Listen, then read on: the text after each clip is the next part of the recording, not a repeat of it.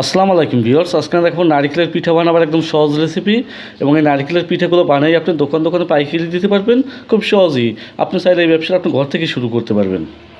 নারিকেলের পিঠা বানানোর জন্য আমি এখানে ময়দা নিয়েছি 600 গ্রাম, তৈল নিয়েছি 60 গ্রাম, লবণ নিয়েছি পরিমাণ মতন এবং চিনি নিয়েছিল 60 গ্রাম।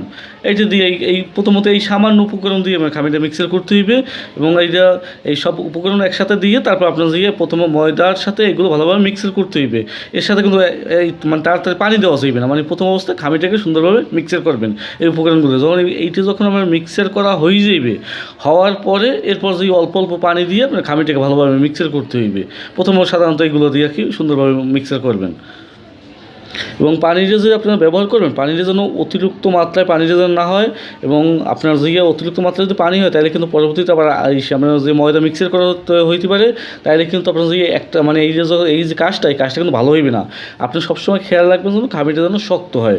সাধারণত আপনার রুটির যে খামিগুলো আছে এই রুটির খামির মতো হইবে, একটু শক্ত হইবে, যেন কোনো প্রকার যেন পরবর্তীতে শুকনো ময়দা যেন মিক্সার করা না লাগে, এই পরিমাণ রাখি কিন্তু এটা বেলতে হইবে। এরপর যখন এই খামিটা মিক্সার করা হয়ে যাবে, এরপর আমি গুড়টাকে ভালোভাবে গলায় নিতে হইবে। এখন গুড় যখন গলাইবেন তখন একটা ব্যাপার খেয়াল রাখবেন যেন 500 গ্রামে আপনার যদি 200 ml মতো পানি দেবেন, 200 ml বা 150 ml আপনার যে অতিরিক্ত পরিমাণ পানি দেবেন, কারণ পানিটা আবার পরবর্তীতে আপনার কমাইতে হইবে, এই জন্য 200 ml বা 150 ml মতো পানি দেবেন। আর এই পর্যায়ে আপনার যে মিডিয়াম টু লো হিটে রাখে আপনার যে গুড়টাকে গলাইতে হইবে। আর খেয়াল রাখবেন কোনো পাশ দিনও পুইলে না যায়, যদি পুইলে যায় তাহলে কিন্তু আপনার গুড়ের স্বাদটা কিন্তু অনেক সময় নষ্ট হয়ে যায়। এই জন্য পুইলে না যায় এই ব্যাপারটা আপনি খেয়াল রাখবেন সবসময়। আর মানে আগুনটাকে রাখবেন মিডিয়াম টু লো হিটে। এবার আপনারা যে গুড়টাকে সুন্দরভাবে গলায় নেবেন। গুড় যখন এইভাবে গলানো হয়ে যাবে, এই পর্যায়ে আপনি দেখবেন এই গুড়টা কিন্তু কোনো প্রকার মানে তার হইবে না। আপনি শুধু দেখবেন হাতে নিয়ে বা এমনি নিয়ে আঠালো হয়েছে কিনা, জাস্ট গাঢ় হয়েছে কিনা গুড়টা। যদি দেখেন যেটা গুড়টা গাঢ় হয়ে গেছে, গাঢ় হয়ে গেলে এটার ভিতরে কোকোনাট পাউডার দিয়ে দেবেন। এখানে আমি কিন্তু 500 গ্রামে আপনার যদি 160 গ্রাম কিন্তু কোকোনাট পাউডার দিচ্ছি। এটা কিন্তু বেশি পরিমাণ যদি দেন কোকোনাট পাউডার এর থেকে, তাহলে কিন্তু এটা কিন্তু আপনার জমাট বাঁধবে না এবং ঝুরঝুরা হয়ে যাবে। আর অতিরিক্ত মাত্রায় কিন্তু এটা জালও দিতে পারবে না, মানে হিটও করতে পারবেন, তাইলেও কিন্তু আপনার ঝুরঝুর হয়ে যাবে। এই মানে যখনই দেখবেন যে গুড়টা গাঢ় হয়ে গেছে, এই পর্যায়ে আপনি যে কোকোনাট পাউডারটা দিয়ে জাস্ট আগুনটা নিভেই দেবেন, সুন্দরভাবে মিক্সার করে নেবেন। এই আর কোনো কাজ নেই, একেবারে সিম্পল ব্যাপার। এবং এইটা দিয়ে যদি আপনি চান যে নাড়ু বানাইতে, আপনি নাড়ু বানাইতে পারবেন, যে কোনো সাইজের নাড়ু বানাইবে, কিন্তু এটা কিন্তু সফট নাড়ু হইবে, মানে শক্ত হইবে না। সফট নাড়ু হইবে কিন্তু খাইতে অসম্ভব ভালো। এর আগে একটা ভিডিও পাবলিশ করছিলাম, ওই নাড়ুর ভিডিও। এই একই সিস্টেম, কোনো কাজের ভিতরে কোনো ডিফারেন্স নাই। এটা আমরা শুধু করছি মানে পিঠা বানানোর জন্য, আর ওইটা হয়েছে যে নাড়ু বানানোর জন্য, এই শুধু ডিফারেন্স।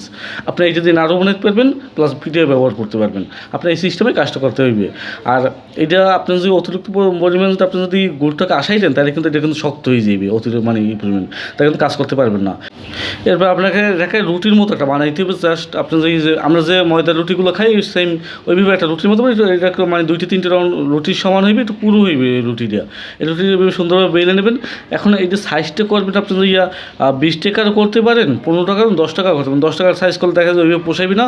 আপনি 20 টাকার সাইজটা করেন, 20 টাকায় 70-80 গ্রাম করে আপনার খামে দিয়া, এরপর যে এটার ভিতরে একটু মানে নারিকেলের কোকোনাট পাউডার মানে কিমা দিয়ে দেবেন, যাতে করে মানে ভিতরে মানে একটু দলা বাইর দিয়ে দেবেন, যেন মানে ঝুরঝুরে অবস্থা দিলে হয় কি খুইলে যাইতেছে, এই কারণে একটু হাতে চাপ দিয়ে একটু দলা বাই দিয়ে দেবেন, তাইলে কিন্তু এটার সাথে মানে তৈলের সাথে কিন্তু মিক্সার হইবে না আর বের হইয়াও যাইবে না। এরপর ছুরি দিয়ে একটু মাথা দিয়ে অল্প অল্প মানে চিরুনির মতো কাটিয়ে দিতে হবে, কাটিয়ে এটা সুন্দরভাবে মানে প্যাঁচ দিয়ে দিতে হবে। দেখেন একবার সহজ ইজিভাবেই করতে পারবেন। আপনি যদি 2-1 ট্রাই করেন না, কিন্তু খুব ইজিভাবে পারবেন এবং দেখতে কিন্তু অসম্ভব ভালো লাগে দেখতে, আর খাইতেও কিন্তু অসম্ভব স্বাদ লাগে। আর আপনি যখন ওই নারিকেলের যে মানে কিমাটা যখন বানাইবেন, তখন ওটার ভিতরে একটু জিরা দিয়ে দেবেন, তাহলে কিন্তু সুন্দর ঘ্রাণ আসবে, কিন্তু খাইতেও ভালো লাগবে, দেখতেও ভালো লাগবে। এই দেখেন দেখতে কতটা সুন্দর লাগে। এই পিঠাটা কেন মেইন আকর্ষণ হচ্ছে এই কাজটা, এই যে ভিতরটা যখন এই পেঁয়াজ দিয়ে দেবেন অসম্ভব ভালো লাগে আসলে। এর একটা পিঠা সর্বনিম্ন 20 টাকা বিক্রি করবেন। 20 টাকা বলতে কি দোকানদার 20 টাকা বিক্রি করবে, আপনি 16 টাকা পাইকারি দেবেন। এবং আপনি এই যে মালটা যেন 12 টাকার ভিতরে রেডি হয়, এই পরিমাণে আপনি যে সাইজটা করবেন।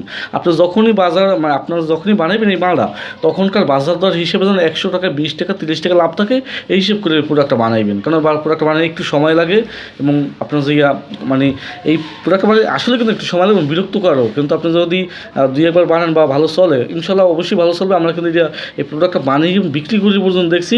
আপনি 20 পিসের মতো দোকানে পাইকারি দিছি, মাত্র 3 ঘন্টার ভিতরে নিজের বিক্রি হয়ে গেছে। আমি নিজে বানিয়ে নিজেই দিয়ে দেখছি একবার। তারপর আপনি এরপর আমি কিন্তু ভিডিওটা আমি 1 সপ্তাহ পরেই পাবলিশ করতেছি। ইনশাল্লাহ ভালোই চলছে এবং আমি আশা করি আপনি যদি একবার বানিয়ে ট্রাই করে দেখতে পারেন। অল্প পরিমাণে কোকোনাট পাউডার লাগবে, গুড় লাগবে, ময়দা লাগবে, এই সিম্পল। আর তৈলে ভাজবেন। আপনি অল্প কিছু দিয়ে ট্রাই করে আপনি দোকান দিয়ে দেখতে পারেন। যদি দেখেন যে চলে তাহলে আপনি বড় পরিসরে শুরু করবেন। আর যদি দেখেন যে আপনার এলাকায় মালটা চলে না, এবং খায় না, তাহলে আপনার ওইখানে অফ করে দেবেন। কিন্তু আর এটাকে ভাজবেন একটু মানে লালচে টাইপের করে ভাজবেন। মানে যেভাবে আপনার খুরমা ভাজে বা অনেকটা ভাজে ওইভাবে কালার করে ভাজবেন। কেননা আপনার এই পিঠাটা যখন উঠেই ঠান্ডা হইবে তখন কিন্তু একটু নরম হয় বলতে কি মানে ওইরকম মানে টাটকা থাকে না, ভিতরে সফট থাকে। আর এগুলো যে উপরে যে পেঁয়াজ যেগুলো আছে ওইগুলো কিন্তু আপনার যে টাটকা থাকে, খাইতে কিন্তু অনেকটাই ভালো লাগে। মানে একেবারে যেমন খামিটার আপনি যে তৈল দিয়েছেন, চিনি দিয়েছেন, এই জন্য কিন্তু সবথেকে ভালো লাগে। এবং দেখেন দেখতে কতটা সুন্দর লাগে, এবং এটা প্যাকেট করার কিন্তু আরও ভালো লাগবে। আপনি এটা 15 দিন বা 10 দিন মেয়াদ দিয়ে দেন, তাইলেই হইবে। আমি এটাকে মানে 8-10 সাইজে পলিথিনে ভইরা আপনার প্যাকেট করে আপনার দেখাইতেছি। আপনি এইটা ল্যাম্পের মাধ্যমেও করতে পারেন। আপনি যদি 10 পিস করেন, 10 করি 200 টাকা। আপনি যে 160 টাকা বা 150 টাকা পাইকারি দিলেন, আর দোকানদার 10 করে 200 টাকা বিক্রি করলেন। আপনি মালটা যদি 110 পিস 120 টাকায় যদি রেডি হয় বা 110 টাকা রেডি হয়,